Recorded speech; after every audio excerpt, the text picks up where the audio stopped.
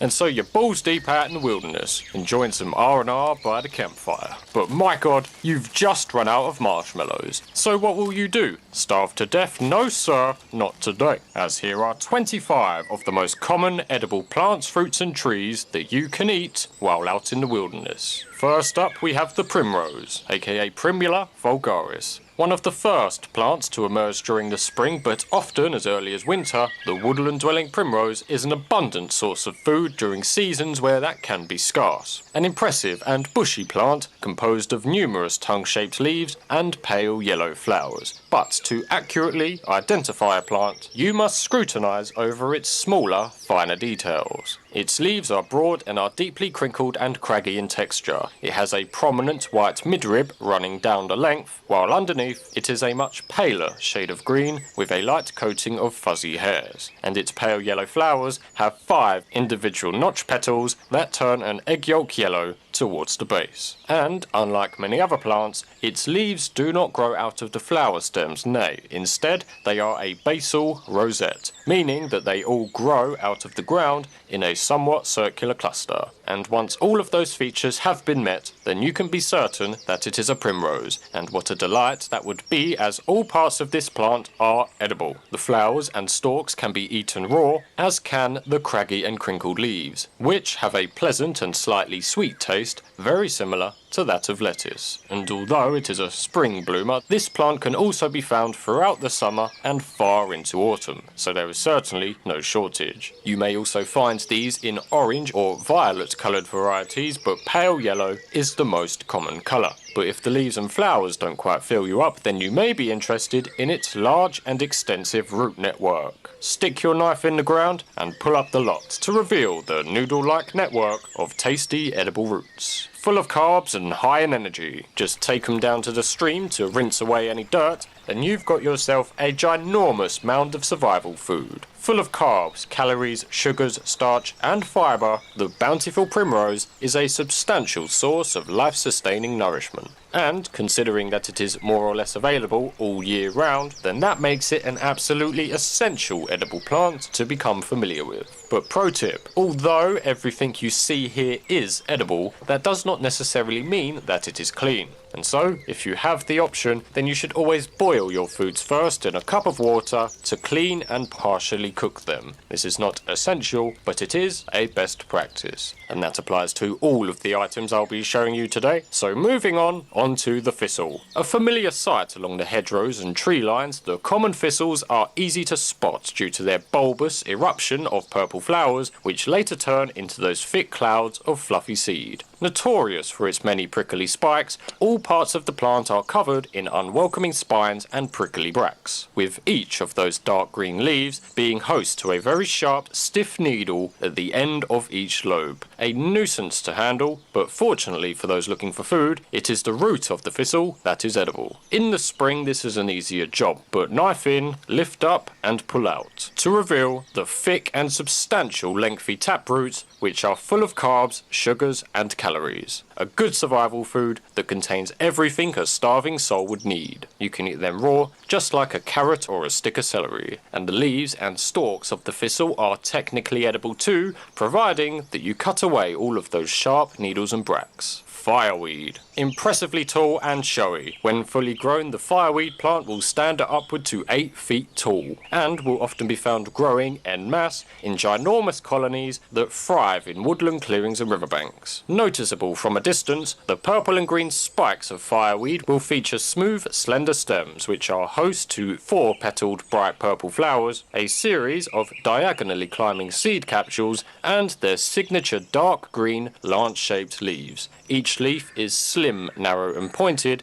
and, much like a primrose, has a significant white midrib running down the length. In the autumn, those seed capsules will split and erupt into seed, resembling thick fluffy plumes of candy floss, which makes for a good on-the-fly flash tinder if you're ever in need of fire-making materials. All parts of the fireweed plant are edible. The narrow leaves, the shoots, the stems and the flowers. But the real prize of fireweed is the pith that's found in the centre of the stem. So split the stem down the middle and use a knife to scrape out the edible pale green pith. which is full of nutrients and is quite tasty to boot. You can eat it raw, no need to clean, and you may also be surprised to find that it tastes very similar to cucumber. And as an aside, in Siberian culture, the fresh leaves of fireweed are brewed into hot water to make a tea known as kapori tea. Perhaps a nice refreshing beverage to go alongside your pith. But once you've learned to recognise mature fireweed, then it becomes much easier to spot young fireweed.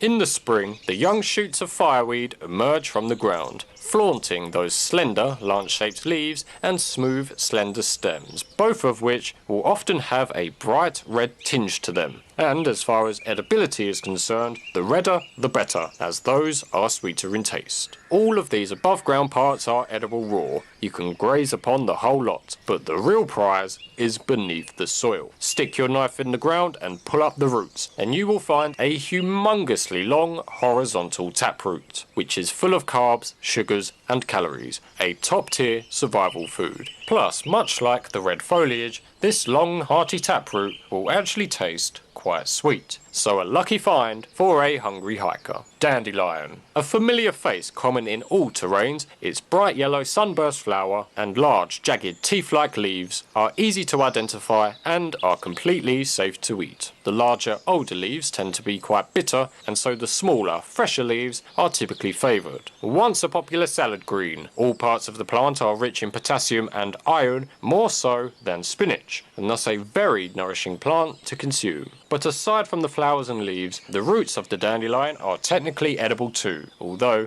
are usually far too bitter to enjoy. However, if you were to roast the roots until brown, grind until fine, and then brew into hot water, then you can make yourself dandelion coffee, which is delicious. Lacking in caffeine, mind you, but regardless, it is a very pleasant substitute for the real thing. So while considered a weed and a nuisance in modern life, out here in the wild, the dandelion is a high-value natural resource and is a safe choice for a snack. And as a bonus, the leaves of dandelion are considerably high in iron, a nutrient that is very useful in combating fatigue. Stinging nettles. Notorious for the sharp stinging needles that cover the plant, stinging nettles, providing they are handled correctly, can be an incredibly vitamin-rich food source for a hungry hiker. With heart or arrowhead-shaped leaves which are heavily serrated all along the edges and droopy hanging flowers when in bloom, the nettles protect themselves from would-be attackers by surrounding themselves in sharp hypodermic needles which inject a stinging acid upon touch, making it quite bothersome to handle, but doable. If you're wearing gloves, then it's easy life, but if not, sacrifice a piece of clothing to be used as a nettle grabber and rip yourself up a good handful, favouring the top portions of the plant, as the fresher the leaves, the better. And then, all of those pesky stinging needles can be quite easily removed by simply holding them in the flames of your campfire, as the heat will completely destroy the needles, leaving the nettles now safe to handle and easy to eat. Nettle leaves are naturally rich in vitamin C, iron and protein, effective at combating the malnourishment that accompanies starvation. And since they are so widespread and there's no bitter taste holding you back, then you can really stock up on the irons and proteins that will keep your body fit and fighting strong. But while out on your travels, you may also encounter nettles that do not have droopy hanging buds, but instead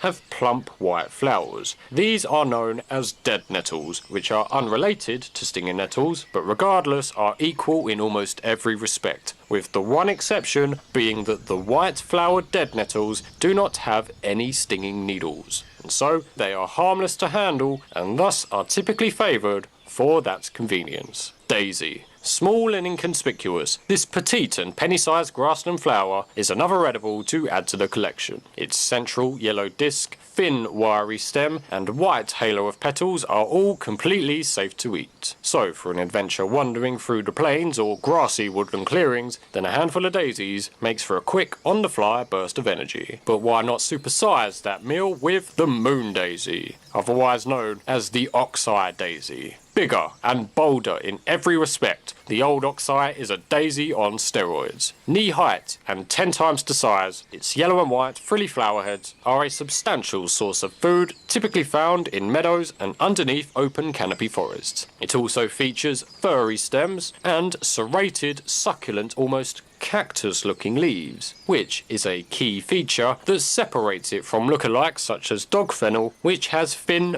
feathery, wiry leaves. But pretty though oxides may be, their scent, however, is one of the worst. Another unique identifier of this plant is that when the flower is crushed or damaged, then it will release a pungent and nauseating odour. A strong deterrent, it truly is foul, certainly not anybody's first choice for a V-Day bouquet. But this is slightly offset by its central yellow disc tasting lightly of pineapples. So an absolutely delicious taste to compensate for its noxious scent. Hawthorn. You've likely heard that red berries should be avoided because they are poisonous, and while this may be true in most cases, there are of course exceptions. One of those exceptions being the hawthorn, a woody tree that produces bundles of bright red edible berries. When identifying fruit trees, it is usually the leaves that you must scrutinise over, as they are likely to be the most unique features. In the case of the hawthorn, its leaves are glossy and dark green, divided into sections, and are deeply lobed, meaning that they have protrusions that stick out rather than being all rounded, while the berries themselves are a glossy bright blood red and have a large black crater down in the base of the berry, an absolutely key feature that helps with identification. Once you're sure you've got the right stuff, then these berries can be eaten raw, fresh off the tree. However, inside of each berry is a large pip or stone that will shatter your teeth if you are too hasty. So squeeze the fruit first, pushing the stone out, and then chow down on the tasty flesh of the fruit. True to its name, the branches of hawthorn do indeed contain sharp thorns, which is inconvenient but a feature that also helps in identification. Do mind your fingers. But if you haven't already filled yourself up on the fruits of hawthorn, then you can also eat the leaves. Pleasant with a slightly appley taste, they can be eaten raw straight off the tree. And while the berries appear later in the year during the summer and autumn, the leaves, however, are available during the spring, a time where wild food sources are rather scarce. Rowan berry. Another tree which bears bright red fruits is the rowan tree, otherwise known as mountain ash. Likewise, as with hawthorn, it is the shape of the leaves that you must first scrutinise. Rowan leaves are incredibly divided, with each leaf being composed of around 15 individual leaflets, which are sharply toothed or serrated all along the edges. Overall, they resemble ladder rungs and are very reminiscent of fern fronds, with the berries themselves being orangey red in colour, with a small brown star-shaped stud right in the base of the berry. However, these berries are toxic when they are raw. These must not be eaten straight off the tree, as they contain a toxin known as parasorbic acid, which will make you incredibly sick. However, this toxin is completely destroyed by heat, so cooking your rowan berries in a pot of boiling water will render them completely harmless and safe to eat. And as a bonus, rowans do not contain any large teeth-shattering stones, so once boiled, then you can really just sit back and shovel them in, they're good to go. Cooked rowan berries are naturally high in vitamin C, so they are a healthy and nutritious burst of sugars and vital energy. Garlic mustard. With edible leaves that have a spicy, oniony taste, garlic mustard is a highly prized wild food. Found throughout the woodland with a preference towards the banks of rivers and ponds, it is capable of reaching heights of 1 metre and grows in abundance wherever you may find it. It features crinkled, heart-shaped leaves with nettle-like serrations, smooth, slender stems, and clusters of 4-petaled, cross-shaped white flowers, which seem comparatively small to the rest of the plant. Overall, it is a simple plant, quite easy to overlook, but its most significant and unmistakable feature is that when the leaves are crushed, then they will release the strong, pungent scent of garlic, a foolproof method of identification. Considered one of the best tasting plants that you can find out here in the wild. Its edible parts include the fresh leaves, the stems, the white flowers, and the vertical wiry seed pods. All parts of the plant have a strong garlic and oniony flavour, with the fresh leaves having the strongest taste. A welcome change from the comparatively bland taste of other edibles, its tasty leaves appear early in the spring and last throughout the autumn. So not only is it delicious, but it is also widely available. You should favour the top portions of the plant as they contain all edible components and are much fresher and flavoursome. So delicious, in fact, that they were once a staple herb in European cuisine, frequently added into salads for a spicy kick. Nowadays though, the plant has lost its luster and is now considered an invasive weed, as it dominates and overcrowds the local flora, eventually colonising entire swathes of land, which makes it a menace to the ecosystem, but very convenient to those looking for food. So due to its abundance, its ease of identification, every part of the plant being edible, and its year-round availability, it is arguably one of the best wild foods that you can find while out in the sticks. Eating as much of it actually helps the environment rather than harms it, so with no guilt, you can graze upon the lot for a spicy and filling, ancestor-approved source of food. Red clover. Famous for its vast carpets of 3 or 4-leaf shamrocks, a universally recognised symbol of good luck, the clover boasts a bulbous edible flower, which is a surprisingly good source of protein. Reddish pink in colour, with each flower being composed of hundreds of small individual tubular florets. They flower from the late spring all the way up until the early frosts of winter. Location depending, these flower heads will contain 20% protein. You can expect at least 10 grams of protein per 100 grams, giving it a higher protein content than both spinach and kale combined, making it a top choice in wild food, as a higher protein content always equates to a higher calorie content. But despite the flower heads being striking and easy to ID, it is the leaves of the plant that really seal the deal. Trifoliate in groups of 3, upon each individual leaflet there will be a distinct white crescent-shaped chevron, and this is an absolutely critical feature, as the presence of chevrons indicates that this is an edible species. Both the protein-rich flower heads and the bountiful carpets of leaves are all nutritious and safe to eat, edible raw but better boiled to make them easier for your body to digest. You will also find that both parts have a mild sweetness to them, very similar to the taste of peas, which is no surprise, being as botanically the clover does belong to the same family as the common pea. And historically, due to their pleasant taste, calorie content and nutritional value, clovers were once a go-to famine food, a viable alternative food source in times where not much else was available. So with those patches of leaves being absolutely plentiful, the protein-rich flower heads being substantial, and its past history as a famine food, the clover has earned itself the reputation of being a top-tier survival food. Also, clovers can be found in a white, pale cream coloured variety, which aside from colour is equal in every respect. Just look out for the 3-leaf shamrocks with crescent-shaped white chevrons to really seal the deal when it comes to identification. Knapweed. From a distance, its pink firework of a bloom looks a lot like a thistle, but up close it resembles a clover, in that its tight and tidy, neat-looking flower head is actually composed of dozens of individual pink and white-tipped florets. As seemingly a hybrid of 2 familiar edibles, the knapweed offers itself as yet another nourishing source of wild food. But unlike its thistle doppelganger, this plant does not have any sharp needles or spikes, and so it is smooth and easy to handle. The pink flowers of knapweed are completely safe to eat. Other parts of the plant can be eaten too, although they are usually far too tough and woody to be palatable, with that brown pineapple-looking bud beneath the flower being incredibly tough to chew. It is like tree bark, and this plant has the common nickname of hardheads for that very reason. So ignore the hardhead bud and just pluck out the flowers for a sweet tasting and chewy bundle of sugars, vitamins and minerals. But why settle for less when usually not too far away is greater knapweed.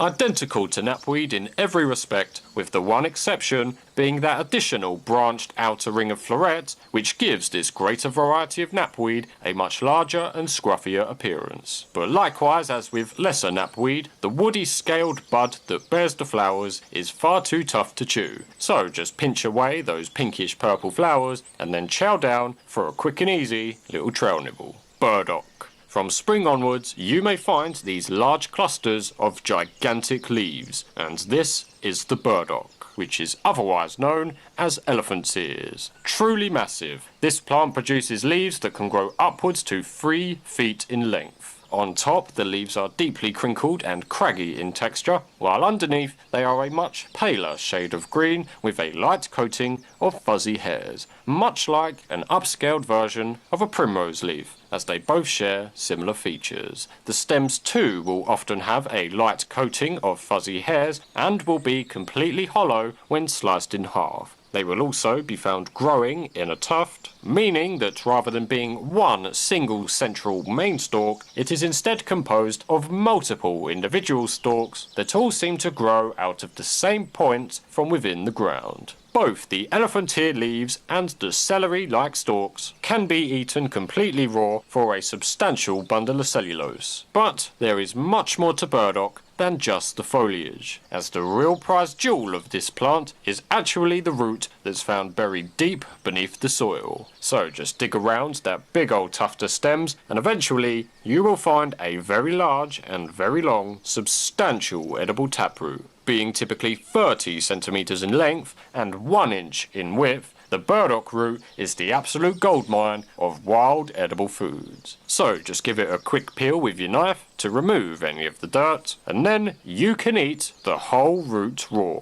Crunchy, watery, and tasting mildly like a carrot, it is absolutely packed full of energy and is almost completely equal to potato in calories, carbs, and protein content. So something really quite special for those on the brink of starvation. And although it is quite a laborious task to dig up that foot-long taproot, it is definitely worthwhile, as you will gain significantly more calories by eating it than you will lose through the exertion of digging it. Burdock root is also especially popular in Japanese cuisine, where it is known as gobo, elderberry. Sometimes found as a bush but more often a tree when in woodland environments, the elder produces ginormous and droopy bunches of shiny BB-sized black edible berries. Berries that are considered to be superfruits in that their nutritional value is far superior to other fruits you may find out here. Identified by its large clusters that can host up to 200 berries per bunch. Each berry is a 5mm sized ball that is shiny and deeply purple, borderline black, when it is fully ripe. Connecting them are purple or maroon coloured stems, and on the thornless branches are leaves which have heavily serrated margins. The density of the bundle, along with how it truly hangs and droops down, is how elder is distinguished from other lookalikes, such as pokeweed, which has nigh identical berries but grows on a phallic cob, and dogwood berries, which are far less densely packed, have small hairs on the flesh of the berry, and are a dull matte black rather than shiny. And once you're sure you've got the right stuff, then these elderberries can be eaten raw, fresh off the tree, as long as they are completely ripe, as you must avoid eating the unripened green or red elderberries, as they are mildly toxic. Similarly, you must also avoid eating the maroon coloured stems, as those are quite toxic too, possessing small quantities of cyanide. So, real emphasis, you must only eat the dark purple ripened fruits only. Nutritious and full of antioxidants,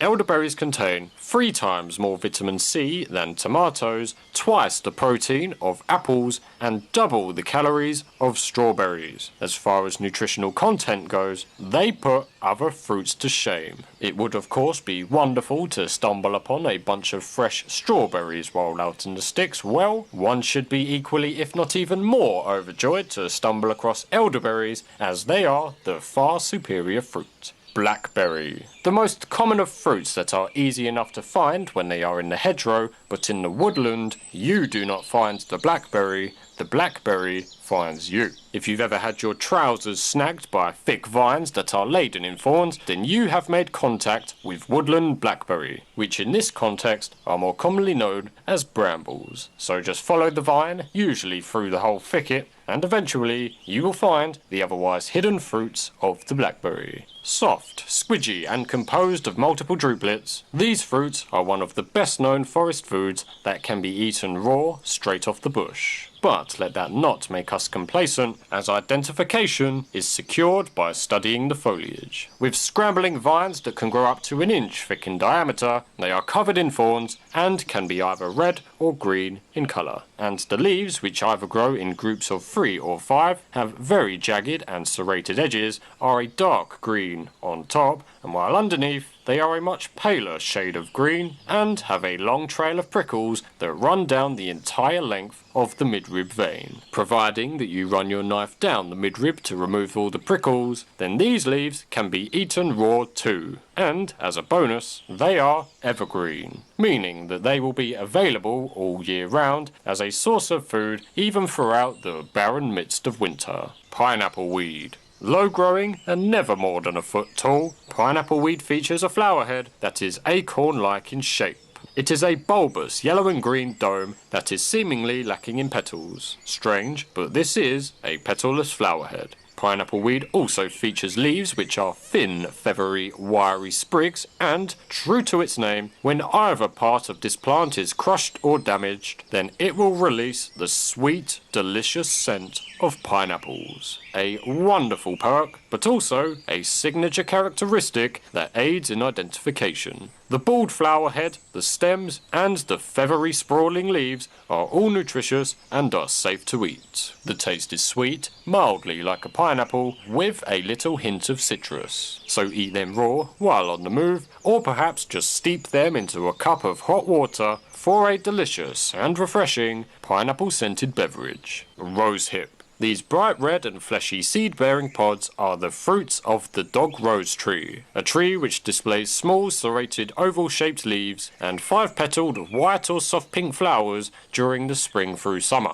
But after pollination, those rose flowers will develop into edible red fruits, which are known as haws or hips. They are shiny, firm and typically oblong in shape with a dark brown plug or tendrils shooting out the bottom. Their unique shape makes them easy to identify, and their most unique selling point is that they contain 10 times more vitamin C than oranges. They contain 420 milligrams of vitamin C per 100 grams as opposed to the comparatively meagre 60 milligrams found in oranges. So any risk of scurvy? No sir, not today. But some preparation is required before you can eat rose hips. Cut the fruit in half to reveal the innards. Inside you will find a cluster of seeds, which are covered in harsh, bristly hairs. These hairy seeds are an irritant and are a choking hazard, and so these must be scraped out with a knife until all that remains is the clean and smooth, tasty flesh of the hip.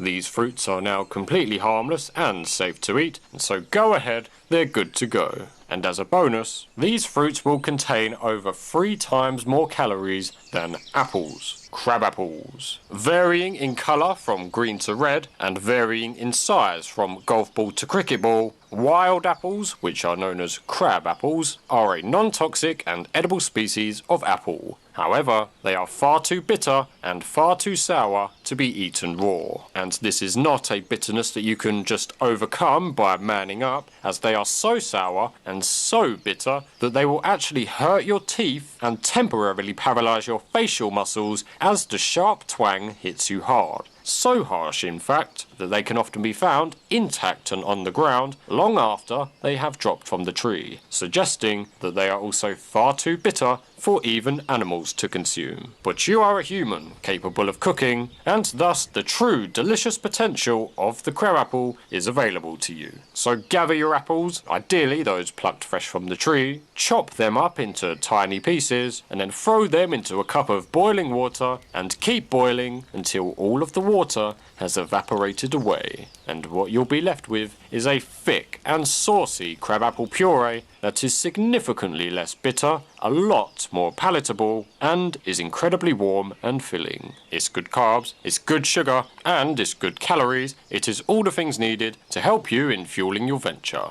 pine needles. An evergreen food source available all year round, the green and coniferous needles of the pine tree have a fresh and minty taste and can be eaten raw straight off the tree. Although, since they tend to grow very high up on the tree, you may have to settle for those fallen to ground. This particular species of pine is Scots pine, which has 3 to 4 inch long needles which always come in pairs of 2. However, other species of pine will differ. Pine needles have very little calories and thus they do not have much value as an energy source. But since they taste so nice and contain tons of vitamin A and C, they are more often steeped into hot water to make pine needle tea. A refreshing and nutritious minty beverage that will sure as hell break the monotony of drinking the otherwise bland and boring cups of pond water. Pine nuts. And while you're out collecting pine needles, be sure to keep an eye out for pine nuts. As pine cones mature and open out in the fall, they will shed their seeds, and these are the edible nuts of the pine tree. Found around the base of the tree, often buried beneath the leaf litter, they are oblong in shape, cream in colour, and actually contain more calories than peanuts. So spending a few minutes rummaging around that fallen foliage proves to be a very rewarding endeavour, as they are full of protein and full of calories due to their natural fat content. So a mouthful of pine nuts is definitely a top tier trail nibble worth looking out for during those long hikes. Pine nuts are also a staple food in many regions and cultures, frequently used in Italian cuisine. So with that in mind, that should help you feel a little bit better about the prospect of eating nuts that you find lying in the dirt. These nuts are also a fan favourite amongst the squirrels and such, and so it is highly unlikely that you will find any large quantity of them. But if you are persistent and thorough in your search, then you may just get lucky and hit the jackpot. Poppy seed. With 4 overlapping scarlet red petals and protruding black stamens, the bright and vibrant poppies are easy to spot from a distance. But beautiful though they may be, their edible value, however, comes from once the flower has died. Once the petals fall, what's left behind is a bulbous oval pod, which is initially green but will soon dry and harden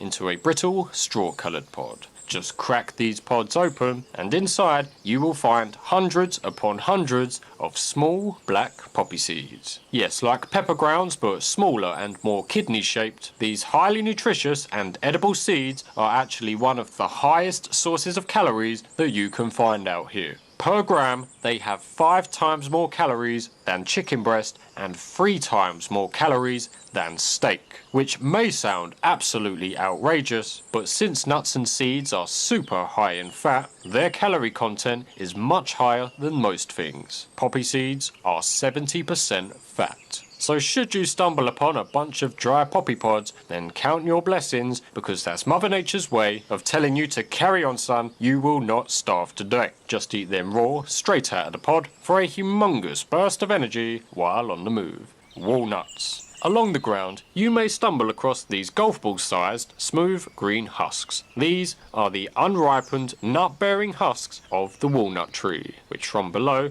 resembles a horse chestnut conker tree. These green husks, which are incredibly tough to get through, contain a shell which stores a nut, but this nut will not have yet matured, and so the green husked walnuts should be discarded, and instead you should focus your search on the most rotten and brown husks, as a rotten husk is indication that the nut inside has matured. So gather them up, smash them open with a rock, and lo and behold, there is a tasty edible walnut. Perhaps not as large or as impressive as store-bought walnuts, but regardless, they are super high in fat, super high in protein, and super high in calories. They contain everything a starving soul would need, and so spending a few minutes searching beneath the walnut tree proves to be a highly rewarding and worthwhile endeavour. And last but not least, we have acorns, the familiar seeds of the oak tree. Nestled in a scaly cup with dark green heavily lobed leaves, acorns are so common that they are often overlooked. But whether green when on the tree or brown when on the ground, just cut or crack open that thick outer shell to reveal a large edible nut. just like a peanut. You can eat them raw, straight down, for super high calories, easy protein, and tons of fat. And due to oak trees being so widespread